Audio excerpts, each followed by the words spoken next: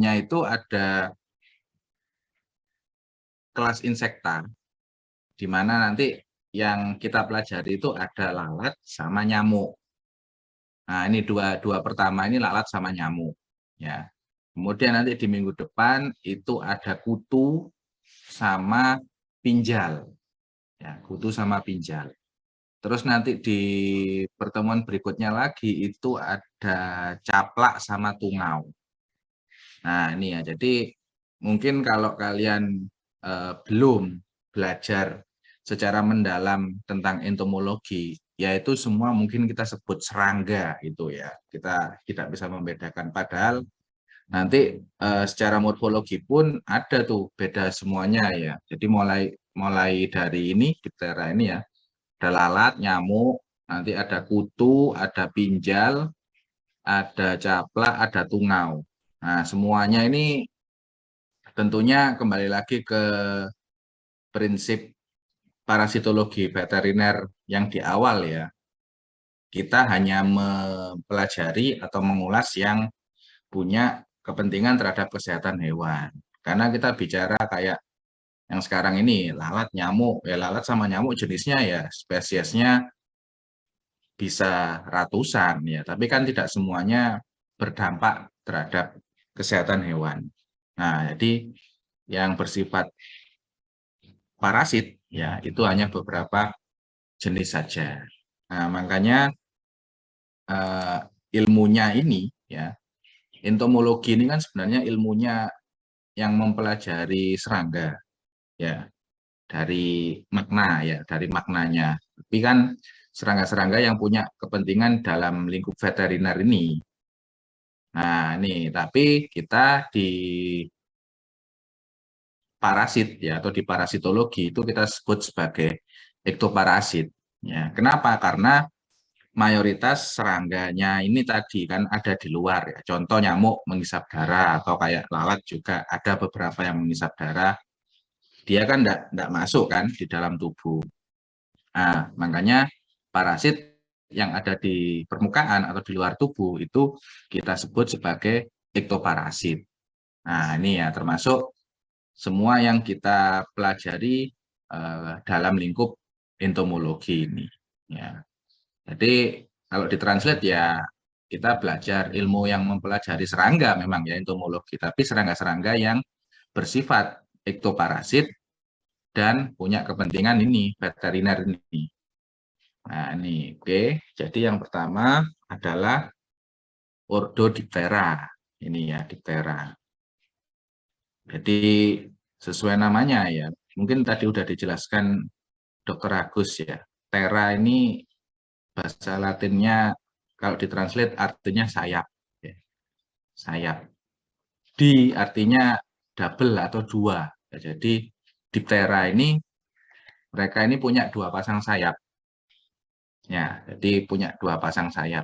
Kalau kalian lihat apa ya bentukan atau struktur anatomisnya yang dari luar ya, termasuk kayak di gambar skema ini, itu kan semuanya punya sayap ya. Loh itu kok cuman dua aja ya, cuman ada dua. Apa diptera maksudnya sayap kanan dan kiri? Bukan. Maksudnya dua sayap itu adalah dua pasang. Ya, jadi baik lalat maupun nyamuk itu yang besar ini itu pasangan sayap yang pertama.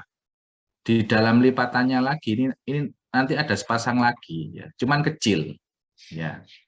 Kecil apa namanya itu bisa dibilang sayap yang rudimenter ya. Jadi memang tidak terlalu berfungsi tapi mereka punya secara struktur anatomi. Nah, semuanya ini masuk di tera ya, baik nyamuk maupun lalat.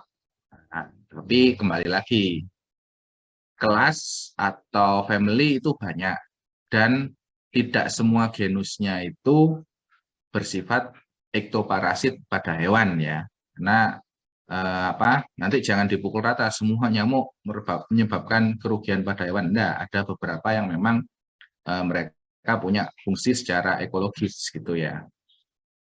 Nah, ini. Kemudian kalau di sesi praktikum ya nanti preparat yang kalian periksa atau mungkin bisa dibilang diidentifikasi, dipelajari lah ya, itu kondisinya seperti ini. Ya, ini memang ada tekniknya. Ya, tekniknya ini namanya pinning ya, pinning serangga. Nah, jadi pinning ini makanya pin ini kan pakai tusukan gitu ya, dipin itu loh, dipin. Nah, tapi tentunya pinnya ini pin-pin khusus, ukurannya yang disesuaikan dengan serangga yang mau dijadikan preparat. Ya. Nah, ini preparatnya ini preparat kering hitungannya ya. Jadi nanti kalau kalian melihat langsung di lab itu model preparatnya kalau di Pera itu seperti ini. Nah, ini sudah diawetkan gitu ya, kondisinya kering. Jadi kalau mau memegang ya jangan dipegang langsung ke preparat lalat atau nyamuknya ini. Kalian pegangnya ada di paku pinnya ini ya, di pinnya ini ya. Kalau misal mau lihat posisi kanan dan kirinya gitu ya. Kenapa? Karena pengawetan kering ini kan ya hasilnya kondisi lalat dan nyamuknya kan juga kering. Sehingga kalau kalian sentuh gitu ya, atau agak sedikit digeser tapi kena badannya, itu rapuh ya. Sehingga yang kita hindari kan preparatnya rusak. Nah, biasanya sebagian preparat ini ada yang bagian tubuhnya ini misalkan hilang, masih bisa diidentifikasi, ada yang hilang tapi sulit nanti kita identifikasi. Contoh ya, misalkan lalat, ya, mereka punya kaki 3 pasang, ya. Tapi setelah proses praktikum ternyata ada yang kesenggol kakinya, copot 1 nih kakinya. Nah kan masih ada 5 tuh ya. Nah ini tidak terlalu berpengaruh karena kan bagian kaki tersebut ya terus terang tidak menjadi kunci identifikasi. Ya, memang bagian tubuhnya tapi tidak menjadi kunci identifikasi dalam kita menentukan genus atau spesies mungkin beberapa ya. Nah, itu. Tapi kalau nanti kalian misalkan yang kesenggol tadi ya, bagian contoh yang apa namanya, penting kayak abdomen ya. Terus abdomennya copot nih karena kering kan gampang sekali ya apa rusak. Nah, itu bisa sulit kita menentukan genus maupun spesiesnya karena bagian yang menjadi kunci identifikasi sudah hilang ya, sudah tidak ada. Atau kalau kalian mau menentukan sexing jantan betina ya seperti yang disampaikan Dokter Agus tadi ya di perkuliahan, dari bagian matanya itu bisa kita lihat kalau lalat ya. Tapi kalau bagian kepalanya ini yang kesenggol kan akhirnya kan lepas tadi ya. Nah, ini kan hilang jadinya. Berarti kita tidak bisa tentukan akhirnya apakah itu jantan, apakah betina ya. Nah, makanya nanti kalau mau dipakai untuk praktikum maupun tutorial juga harus hati-hati ya. Maksudnya ya preparatnya juga sama-sama kita jaga supaya enggak banyak yang rusak ya. Kalau kayak tadi misalkan kakinya copot 1 atau mungkin sayapnya copot 1 itu saya rasa masih bisa diidentifikasi. Tapi kalau bagian-bagian yang penting nanti sulit kita tentukan ini apa cara atau poin identifikasinya. Nah, gitu. Di preparannya seperti ini. Nah, atau ini ya. Jadi ada banyak memang tergantung ukuran. Baik lalat maupun nyamuk itu nanti size-nya juga beda-beda ya. Ada yang misalkan kita compare Tabanus dengan Hematobia ya. Tabanus lalatnya besar ya, pasti nanti ukuran pinningnya juga paku pin yang dipakai itu juga lebih besar ya. Kalau Hematobia mungkin kecil segini ya. Ini enggak mungkin di pinning ya. kena paku pin yang paling kecil aja udah hancur badannya ya, karena sangat kecil sekali. Nah ini nanti ada teknik tersendiri. Biasanya yang size kecil segini itu kita letakkan, istilahnya itu ditempelkan gitu ya, ada di kertas khususnya. Nah itu sama kayak nyamuk. Nyamuk itu juga enggak mungkin dipin, karena bagian toraks dan abdomennya pun itu kan sangat tipis ya, kecil sekali. Kalau kita tusuk ya hancur pasti, enggak bisa. Jadi sama seperti dengan lalat-lalat kecil ya, contohnya hematobia tadi itu kita gunakan teknik kita tempelkan ya di kertas, terus kemudian kita kasih label. Nah ini jadi preparatnya memang langsung kita lihat bentukan parasitnya ya, ektoparasitnya.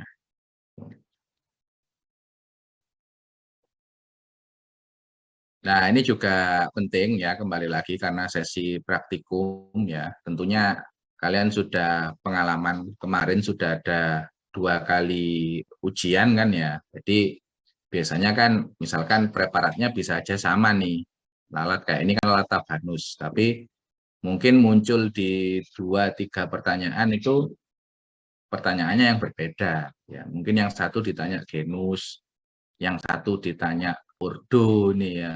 Ordo ini penting sekarang kalau di entomologi karena mengklasifikasikan jenis ektoparasitnya. Sekarang kan diptera nih ya. Nah, mungkin satu soal lagi ditanya kelas insekta kelasnya. Nah, filumnya arthropoda. Ya, jadi semua ektoparasit itu masuk lingkup ke filum arthropoda ya. Poda ini artinya kaki, artro ini beruas ya. Artros dan podos ya, artinya filum arthropoda ini pasti punya kaki yang beruas-ruas ya. Ya kalian lihat aja kakinya lalat ini kan ada ruas-ruasnya gitu ya. Sama dengan serangga-serangga lain kan model kakinya kalau kalian lihat dari dekat kan seperti itu. Itu filum arthropoda ciri khasnya. Nah, subordonya ini juga penting ya. Nanti ada Nematosera, Brachycera, Cyclorapha ya. Yang Brachycera salah satunya nanti di bawahnya lagi ya, family ya, Tabanidae. Ya, Tabanidae ini family-nya lalat Tabanus ini ya. Tabanus, Hematopota ya, ada Chrysop ini juga. Ini lalat yang besar. Nah, Tabanus. Nih, jadi nanti kalau kalian bukan di semester ini sih ya, semester depan itu ya, kalau kalian memang ada tugas ini collecting ektoparasit, itu kalian biar tahu mana ini nanti yang dimaksud lalat tabanus, mana yang hematopota, mana yang chrysop atau mungkin lalat rumah ya, lalat rumah Musca domestica itu kan beda dengan ini morfologinya. Nah ini jadi Tabanidae ini family-nya lalat-lalat yang hematopagus ya, mengisap darah. Contohnya ini Tabanus ini besar, ini banyak sebenarnya lebih banyak di hewan kuda ya, tapi di beberapa kandang kayak di sapi itu juga ada 1-2 ya, intinya lebih cenderung di hewan besar ya. Makanya kalau kemarin yang kayak di kuliahnya Dokter April itu loh yang kemarin ya, kan ada gambaran tuh di waktu collecting sampel di kuda di Sumba itu kan yang mengisap darah kan lalat ini, lalat tabanus ya, lalat tabanus. Jadi ya lalat ini juga yang menjadi vektornya trypanosoma kemarin ya. Nah ini mengisap darah, lalatnya besar memang ya. Jadi kalau ukuran ya bisa sekitar 2-3 cm ada ini ya. Jadi bisa 5 kali lipat atau mungkin 6 kali lipatnya dari lalat rumah. Lalat rumah kan kecil-kecil. Nah ini Tabanus, Hematopota ini sama besar juga. Ini disebutnya lalat totol ya. Jadi karena motif di tubuhnya ini totol-totol memang ya. Kalau Chrysop ini matanya hijau, motifnya ini. Nah ini beberapa struktur Tabanus ya, termasuk ini yang disebut tadi waktu perkuliahan venasi sayap ya. Jadi venasi sayap itu ya ini motifnya sayap ini. Ini memang bisa dijadikan kunci identifikasi. Makanya tadi saya katakan, misal sayapnya hilang satu, kan satunya masih ada, kan sama kan kanan dengan kiri. Jadi ya enggak apa-apa, bisa diidentifikasi. Cuman ini tuh lebih sulit ketimbang kita melihat ciri langsung kayak abdomen atau toraks atau matanya tadi ya. Kenapa? Karena kan ini harus kita cocokkan ya. Karena venasi ini beda satu tekukan aja bisa jadi beda spesies. Nah, ini kayak ini tabanus kayak gini. Hematopota ini ada totol-totolnya tadi ya, lalat totol ini. Chrysop. Nah, chrysop ini malah hampir mirip kayak tabanus ya. Kalau lihat venasinya aja. Makanya ini hanya salah satu kunci ya. Tapi kunci mengidentifikasi itu kan kita harus melihat dari organ yang lain juga ya, tidak hanya dari venasi sayap, tapi bagian-bagian yang lain juga. Nah, ini ya struktur anatomis mulutnya. Tabanus ini memang digunakan untuk menghisap darah, ya, sehingga apa namanya mereka mempunyai mulut penghisap yang besar, ya, digunakan untuk menusuk dan menghisap darah. Nah, ini ya perbedaannya secara keseluruhan antara tabanus, hematopota, Chrysop, Pangonia, ya ini genus-genusnya. Ini kalau real lalatnya seperti ini ya. Ini besar ya. Ini karena hanya kita lihat di gambar aja, tapi tadi saya katakan bisa sekitar 3 sentian gitu ada ini dari kepala sampai sayapnya ini. Chrysop, hematopota, ini yang lalat totol tadi ya. Nah, siklus hidup ya, siklus hidup ini yang harus ditekankan adalah nanti kalian harus bisa membedakan paling enggak antara siklus hidup dari masing-masing ini ektoparasit. Ya, artinya kalau sekarang yang lalat dengan nyamuk itu sama, samanya di mana? Samanya mereka stadiumnya. Ya, kenapa? Karena baik lalat maupun nyamuk itu mereka masuk golongan yang metamorfosisnya sempurna. Nah, jadi ada telur, telurnya netas jadi larva, larvanya jadi pupa, kemudian jadi adult, jadi dewasa. Ini ya. Nah, ini masuk kategori metamorfosis yang sempurna. Nah, tapi nanti ada lagi yang di Petiraptera contohnya, kutu. Kutu itu enggak seperti ini. Kutu itu metamorfosisnya sederhana. Jadi dari telur netas jadi larva, larva jadi nimfa, terus dewasa. Jadi tidak ada pupanya. Nah, paling enggak itu yang harus kalian ketahui. Kalau misalkan kayak gini, range hari keberapa dia jadi larva, terus jadi pupa. No, ini ya tidak terlalu ditekankan ya. Kenapa? Karena ini kan tergantung kondisi lingkungan. Ya, dan masing-masing spesies juga bisa berbeda. Terus telurnya berapa? Ini juga ya sekedar tahu aja. Tapi kalian harus bisa membedakan, misalkan lalat. Lalat itu punya stadiumnya apa aja. Ya. Terus kemudian nyamuk apa aja. Nanti ada kutu, pinjal, caplak, tungau itu berbeda semua nanti cycle-nya ini. Nah, itu ya untuk life cycle. Terus kemudian, nah ini ya tabanus itu banyak sebenarnya spesiesnya. Nah ini bisa kita identifikasi dari masing-masing. Kalau tabanus itu salah satunya di bagian ini ya sekat matanya ini. Ini kalau kalian lihat ada pen ya bintik hitam ini ya, yang diantara sekatnya. Kalau sekatnya kan yang kecoklatan ini, yang hitam ini itu namanya kalus. Ya. Nah, kalus ini bisa dibedakan untuk membedakan spesies. Nah, artinya bagian ini untuk genus Tabanus itu menjadi kunci identifikasi, ya. Jadi kunci identifikasi. Nah, ini banyak spesiesnya dan harus dicocokkan dengan referensi. Nah, ini juga kemungkinan sering keluar ketika ujian praktikum maupun teori itu adalah common name ya, atau nama umum. Kalau Tabanus ini horsefly, berarti apa? Lalatnya kuda, karena memang lebih banyak predileksi ya, atau ditemukannya di sekitar kandang-kandang kuda atau di badannya kuda tadi. Nah ini ya bentukan detail morfologinya ini, dan compare-nya dengan beberapa lalat yang lain dalam satu family tadi ya. Nah kalau kalian mencari Tabanus, itu collectingnya adalah seringnya di bagian kaki. Ya, jadi kalian cek di bagian bawah. Lalat-lalat ini ternyata juga mempunyai predileksi yang disukai ya. Kalau kita kemarin kan bicara predileksi cacing, yaitu mungkin bisa spesifik karena bisa ada yang khusus di dalam rumen, ada yang khusus di dalam intestin, gitu kan.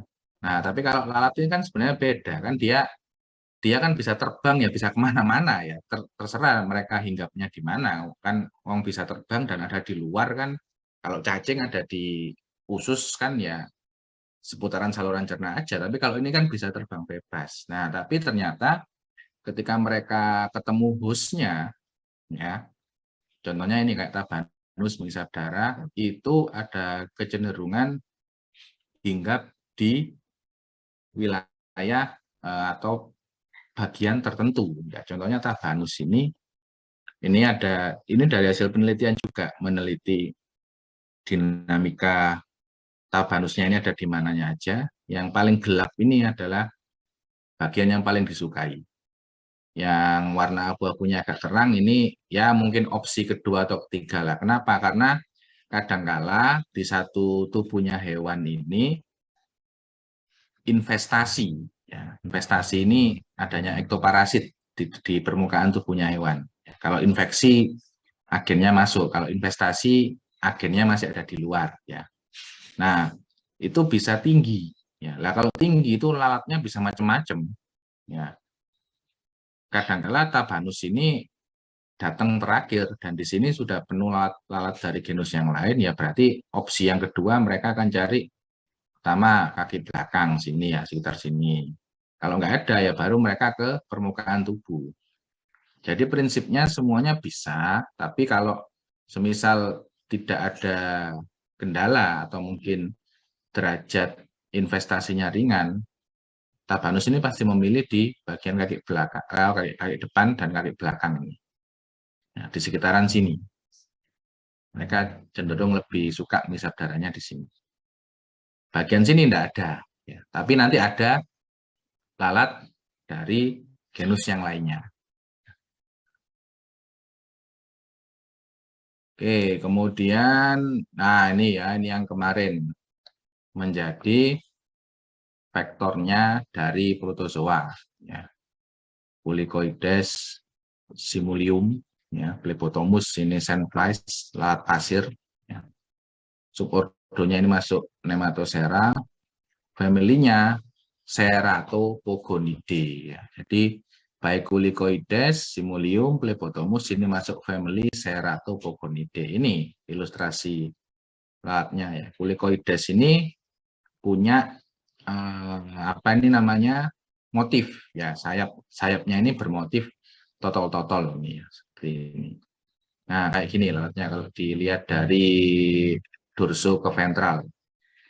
Nah ini udah di zoom mungkin ratusan kali ya, kalau aslinya kecil lalatnya. Makanya kalau di zoom diperbesar seperti ini kelihatannya malah kayak bentukannya mirip nyamuk ya. Apalagi ini juga penghisap darah, tapi bukan. Ini mereka ini lalat ya. Kulicoides ini lalat ya. Cycle-nya juga sama, kalau ini bisa kalian lihat ya. Nah, simulium ini ukurannya juga 11-12 dengan apa namanya Kulicoides tadi. Nah ini kalau kakinya orang dewasa diperbesar ini segini ya ukurannya. Simulium ini punya common name black fly Ya, artinya apa? Lalat hitam. Kenapa? Karena mayoritas dari seluruh bagian kepala sampai abdomen ini warnanya hitam pekat. Ya. Nah, seperti ini, black fly. Karena tidak ada lalat-lalat lain yang full hitam kayak simulium ini tidak ada. Makanya black fly ini sebutan yang identik dengan lalat dari genus simulium ini. Nah, kemarin kan gitu kan, simulium kulicoides ini dua-duanya menghisap darah dan bisa menularkan salah satunya leukositozoon. Nah, kan gitu. Nah, kalau diidentifikasi mikroskopis seperti ini bagian larva, ya kan? Ini lalat dewasanya, bagian-bagiannya, kakinya juga beruas. Nah, kalau Plebotomus ini sandfly, lalat pasir. Kenapa? Karena ini lalatnya memang cenderung hidupnya di gurun sana ya. Jadi di wilayah-wilayah Afrika yang masih banyak gurunnya, itu Plebotomus ini banyak. Masih menghisap darah juga, karena masih satu family tadi kan, dengan Simulium kulicoides. Ini ciri khasnya seluruh tubuhnya ini dilengkapi dengan rambut-rambut halus. Ya, ini termasuk ada di sayapnya. Nah, ini nggak ada yang punya ciri khas seperti ini. Jadi di sayapnya pun ini kan terlihat kan kalau diperbesar ini ada rambut-rambut halus ini, itu ciri khas ya dari Plebotomus atau sandfly. Menghisap darah juga. Ya. Nah, kemudian ada lagi nanti ini beda family, Hippoboscidae, forest fly, Hippobosca, ya, genus Hippobosca, ada maculata, etui. Ini mungkin kita langsung ke morfologi ya, karena ini untuk praktikum. Ini ilustrasi morfologinya. Jadi lalatnya ini unik karena tubuhnya itu lebih pipi, dorsoventral, tapi bagian ruas-ruas kakinya ini kalian lihat itu besar. Ya, jadi kayak apa? Kayak mungkin kalau orang yang lengannya berotot gitu ya, itu ciri khasnya dari Hippoboscidae. Nah, seperti ini lalatnya. Ini tubuhnya pipih, lebih kalau kalian lihat abdomennya pun juga tidak terlalu besar seperti Tabanus dan lainnya tadi ya. Nah, kalau kalian lihat kemarin ya, itu Pseudolensia canariensis ya, vektornya Hemoproteus yang diunggas kemarin itu merupakan ini genus dari family yang sama dengan Hippobosca tadi. Ya. Makanya bentuknya mirip. Nah, lalatnya ini kan juga pipih, tubuhnya dorsoventral, terus kemudian kakinya ini kan besar gitu ya. Dan ruas kaki yang paling depan ini agak maju, jadi terlihat seperti lengannya gitu ya. Tapi tetap beruas-ruas karena arthropoda kan ini bisa. Nah ini ya Pseudolensia canariensis ini common name-nya pigeon lost fly karena atau pigeon fly karena cenderungnya kan di merpati kemarin ya. Ini yang bawa seringnya membawa Hemoproteus. Nah, ini bentukan beberapa part bagiannya dari lalat Pseudolensia canariensis. Ini kalau ini banyak di Indo ya, di Indonesia, di Banyuwangi pun juga banyak, termasuk Hippobosca tadi. Cuman Hippobosca cenderung di host hewan-hewan ternak besar juga. Kalau ini kan kalian nyarinya tinggal di burung-burung merpati yang ada di pasar itu banyak itu. Lalat Pseudolensia. Ini dan kalau ini hasil-hasil riset ya, di mana ditemukan juga ektoparasit yang nempel di lalat apa namanya Hippoboscidae ini ya. Jadi ya ektoparasit malah ketempelan ektoparasit ini ceritanya.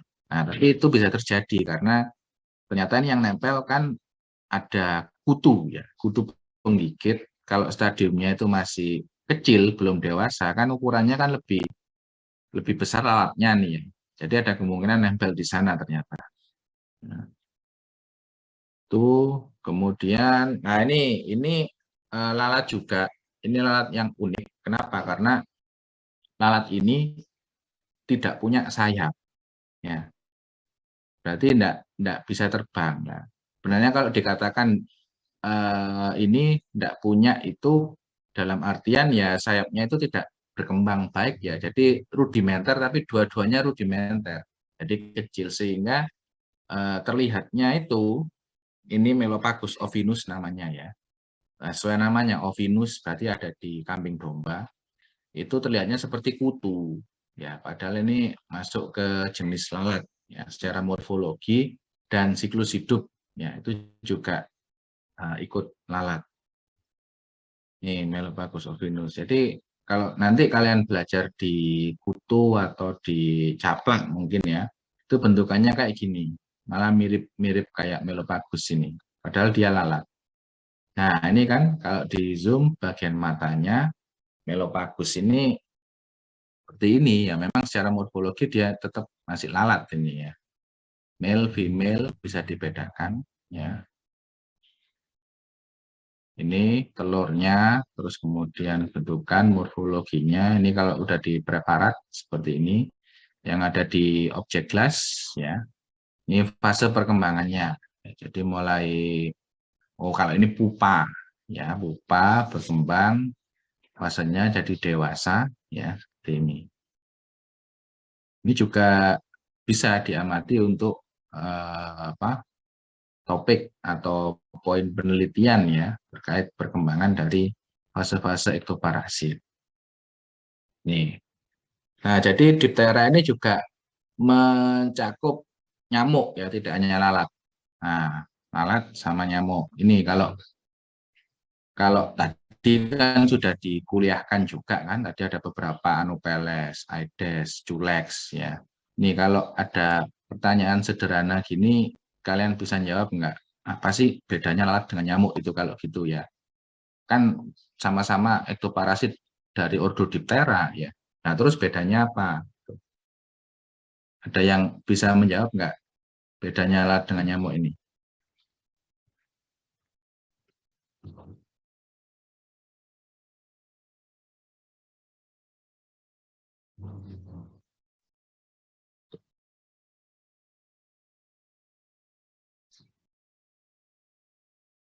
Halo, guys, kalian nggak tidur kan?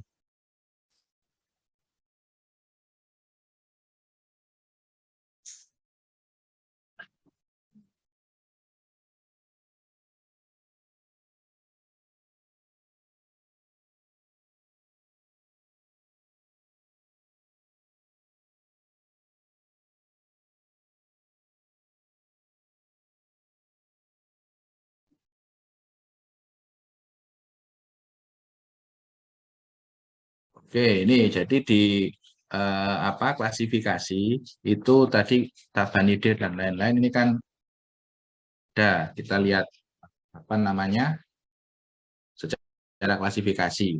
Nah, ini nanti lalat yang lain juga ada, family Musidae, Calliporidea, Sarcophagidae dan lain-lain. Ini juga yang sering kali ditemukan di hewan ya. Tapi dari subordo yang Nematosera ini nanti ada Ceratopogonidae, Culicidae, Simulidae, Psychododidae. Nah, tapi yang paling penting itu di Culicidae ini ya. Culicidae itu merupakan seluruh family-nya ya. Culicidae ini kan family ya. Itu isinya genusnya semuanya nyamuk. Ya, semuanya nyamuk yang masuk Culicidae ini. Kalau Ceratopogonidae tadi lalat, Simulidae juga sama. Nah, Culicidae inilah yang bisa dibilang nyamuk sejati itu ya, nyamuk sejati. Ordonya masih sama-sama Diptera. Nah, makanya dua ektoparasit nanti relate ya. Nah, ini salah satu Calliporidea, ini lalat dari genus Chrysomia. Ini yang sering kalian sebut sebagai lalat hijau mungkin ya, karena ini kan banyak di sekitar rumah, tempat sampah, atau di pasar pun ya banyak ini ya.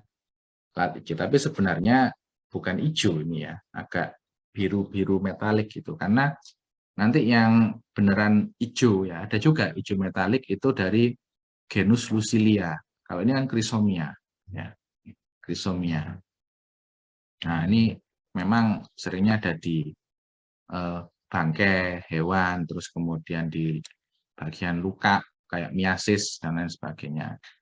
Nih, nah mayoritas ini sekarang bisa kalian bedakan kalau ketemu itu yang banyak itu dua ini sebenarnya. Kalau nggak Beziana, Megacephala itu kalian bisa amati ya.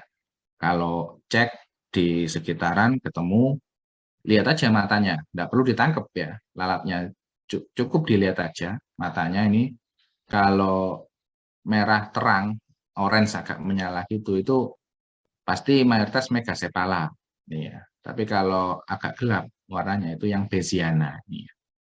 Nah, jadi beda dari artinya dari mata ini menjadi kunci identifikasi untuk genus Chrysomia. Nah, kalau ini berlaku di semua lalat, ya. Ini apa? Sexing, ya. Jadi kalau ukurannya seperti Chrysomia ini nggak perlu bantuan alat seperti disekting mikroskop atau kaca pembesar, saya rasa kelihatan, ya, karena lalatnya kan besar, apalagi Tabanus tadi. Itu kalau apa namanya tipe mata yang male ini jantan ini disebutnya holoptik, ya. Holoptik karena gandeng antara lensa satu dengan lensa yang kedua, tapi sebenarnya kan matanya majemuk ya dari lalat ini, jadi nempel ya, nggak ada sekat. Tapi kalau ada sekat ini yang female atau betina, namanya ini dioptik ya, jadi di dua lensa ya. Tipikal mata yang dioptik ini yang female. Nah, itu. Terus, nah, siklus hidup sama ini masih metamorfosis sempurna. Ini kepentingannya trisomia ini kan lalat primernya miasis. Ya, jadi kalau ada luka, dia datang duluan, makan, terus kemudian meletakkan telur. Nah, makanya di luka ada larva itu ya ini penyebabnya sebenarnya ya, salah satunya. Nah, makanya larva lalat pun nanti bisa kita identifikasi. Ya, kita ambil, kemudian kita potong bagian ujung anterior, posterior. Ini ya, di dalamnya ini motif namanya spirakel ya, atau alat pernapasannya larva ini, itu motifnya beda-beda. Nah, jadi ini kalau kita potong sini dengan sini, kita lihat isinya, dalamnya, ini antara satu genus dengan genus yang lain itu berbeda. Nah, jadi bisa kita identifikasi sebenarnya mulai dari larva. Sarkopaga, ya, Sarkopaga hemoroidalis, ini lalat khas karena selain ukuran tubuhnya besar, dia punya abdomen yang coraknya seperti papan catur. Ini ya, abdomen sini, bagian sini. Nah, ini di sekitar kita juga banyak. Di lingkungan sekitar termasuk sampah dan lain-lain sebagainya tadi. Sarkopaga ini daging flash fly. Artinya seperti Chrysomia tadi, kalau ada bangkai, daging busuk, itu lalat ini yang hinggap. Ya. Artinya baik Chrysomia maupun Sarkopaga ini kan tidak mengisap darah ya, tapi makan sisa-sisa dari material-material organik yang membusuk tadi. Nah, ini ya bentukannya seperti ini ya. Ya ini hijau juga ya. Mungkin disebut sama kayak tadi, sama-sama alat hijau, tapi kan Sarkopaga ini beda ya karena abdomennya punya motif seperti papan catur ini. Nah, ini Sarkopaga. Ukurannya pun lebih besar. Nih, ya. Lebih besar. Ini sama apa?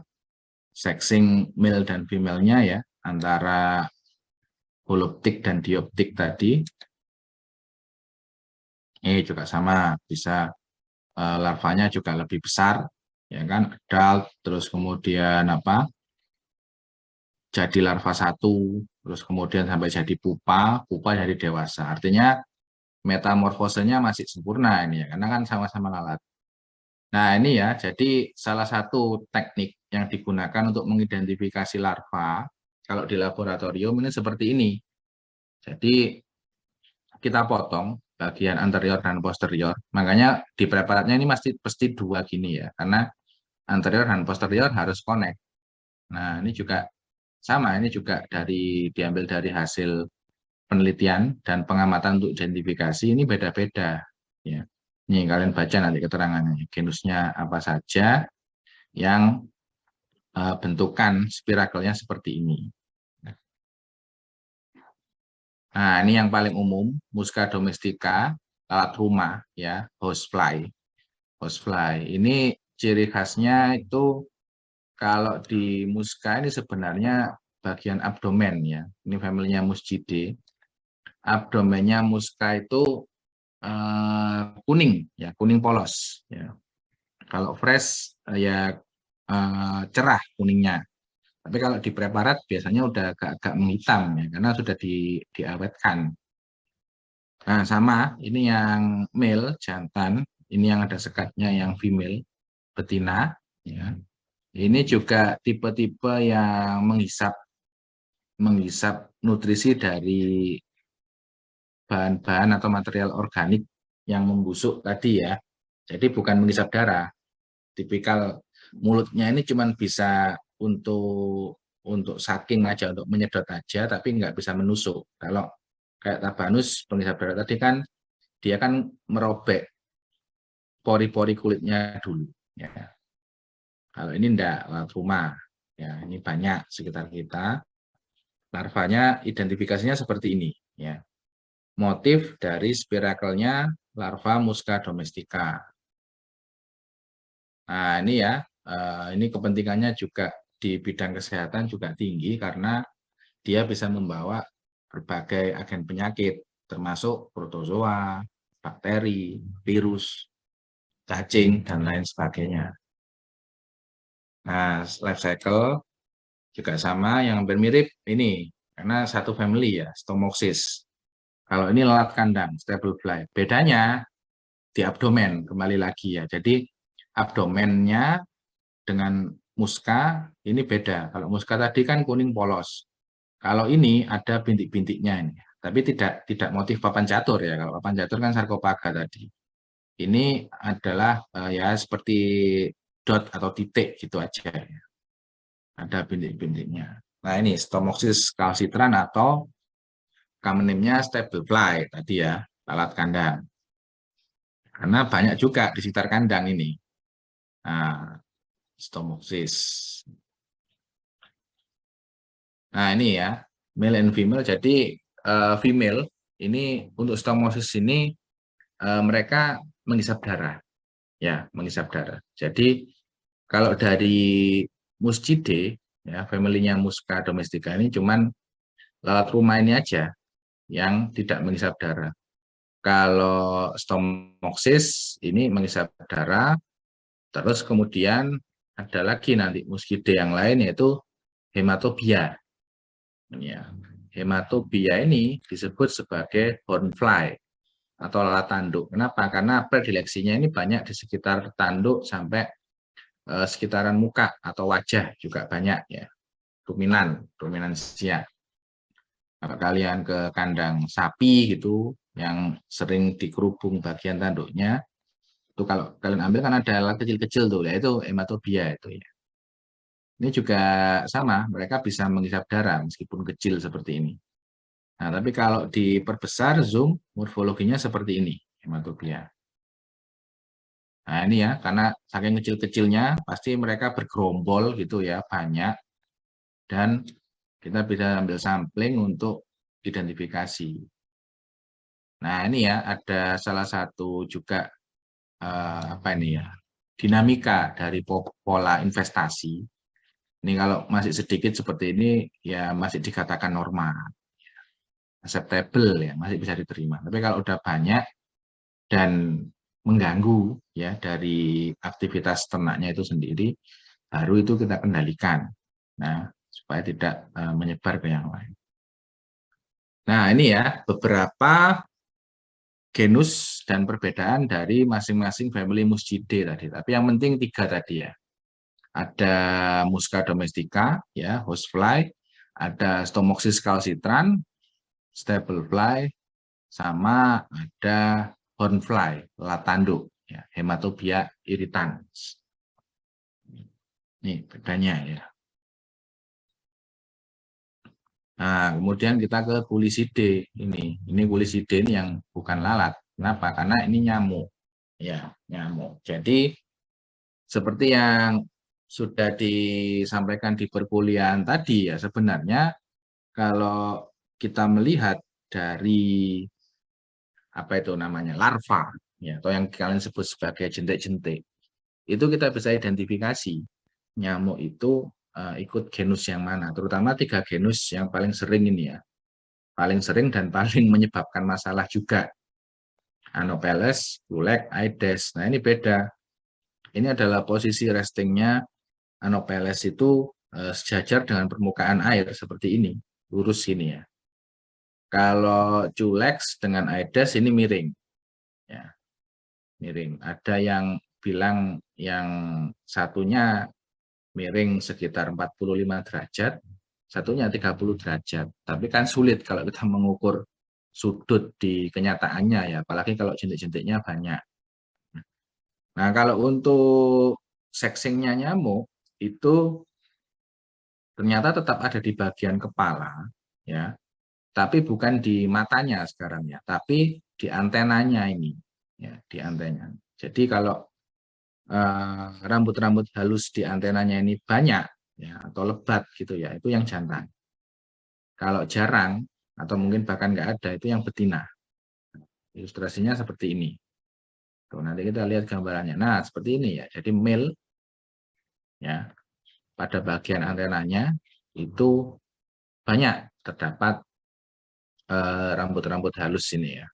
Terus kemudian yang female ini jarang. Nah, ini bisa kita identifikasi. Kalau nangkep nyamuk pun dilihat, kalau dengan kaca pembesar aja udah sangat jelas ini ya bentukannya. Nah ini ya antara male dengan female, ini tipikal mulutnya nyamuk. Ini yang memang hampir mirip dengan tipikal mulut yang dipunyai lalat-lalat penghisap darah tadi ya, karena panjang gitu ya proboscisnya. Kenapa? Karena digunakan sini kan ada kayak yang tajam tadi ya, itu kan untuk merobek pori-pori kulit, terus kemudian mulutnya ini masuk dan menghisap darah mereka. Nah, life cycle-nya masih masuk metamorfosis sempurna ya, karena telur jadi larva, pupa, terus adult, ini dewasa. Cuman bedanya dengan lalat ya, pada saat fase telur sampai pupa, yang nyamuk ini mutlak membutuhkan air atau lingkungan akuatik. Nah, makanya kalau kalian mencari telur atau larva atau pupanya di mana ya di air. Kalau di lalat tadi kan beda. Bisa misalnya kayak trisomia, meletakkan telurnya bisa di bangkai hewan atau kemudian di lingkungan sekitaran sampah dan lain sebagainya, itu kan banyak larvanya. Tapi kalau ini nyamuk ini ada di lingkungan akuatik ya, ada di air, ada di perairan gitu. Baru ketika mereka dewasa terbang menghisap darah ini yang sudah bebas ya, artinya tidak membutuhkan hidup di air tadi. Nah, ini perkembangannya. Jadi kalau kemarin itu apa ya? Nematoda. Ya, nematoda kan ada istilah L1, L2, L3 itu ya sebenarnya larva maksudnya ya. Larva fase 1, fase 2, fase 3, fase 4. Ini juga sama. Di antara fase 1, kedua, 2, ketiga dan seterusnya ini ada fase namanya molting ya atau ekdisis, atau bahasa umumnya apa ya, pergantian kulit gitu ya. Karena apa?